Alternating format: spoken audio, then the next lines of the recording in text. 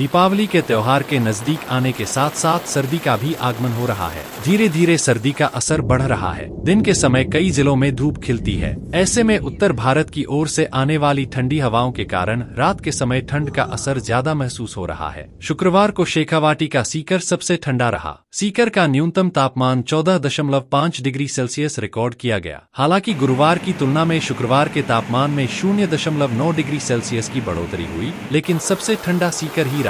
इन दिनों तापमान में गिरावट और बढ़ोतरी चल रही है। कई शहरों में दिन और रात का पारा चढ़ा है, तो कई शहर ऐसे हैं जहां दिन और रात के तापमान में गिरावट दर्ज की गई। जयपुर के तापमान में 0.9 डिग्री सेल्सियस की गिरावट आई, जबकि करौली में 1.6 डिग्री सेल्सियस की गिरावट दर्ज की गई। जैसलमेर, फलोदी और अंताबारा में 0.4 डिग्री सेल्सियस की गिरावट दर्ज की गई। ज्यादातर जिले ऐसे रहे जहां रात्रि के तापमान में बढ़ोतरी हुई। हालांकि यह बढ़ोतरी 0.1 से 1.0 डिग्री सेल्सियस तक ही हुई। मौसम केंद्र जयपुर की ओर से जारी रिपोर्ट के मुताबिक आगामी दिनों में मौसम शुष्क रहने वाला है। ठंडी हवाओं के चलते तापमान में और गिरावट आने की संभावना है। दीपोत्सव के दिनों में रात्रि का तापमान 1 से 2 डिग्री सेल्सियस तक डाउन होने की संभावना है। मौसम विभाग का कहना है कि इस बार सर्दी के दिन जल्दी आ गए, लेकिन सर्दी का असर धीरे धीरे बढ़ेगा। प्रदेश के प्रमुख शहरों का न्यूनतम तापमान यहाँ देखें। जालोर में 15.8 डिग्री सेल्सियस, पिलानी में 16.0 डिग्री सेल्सियस, दौसा में 16.0 डिग्री सेल्सियस, अजमेर में 16.2 डिग्री सेल्सियस, करौली में 16.7 डिग्री सेल्सियस, लूणकरणसर में 17.2 डिग्री सेल्सियस,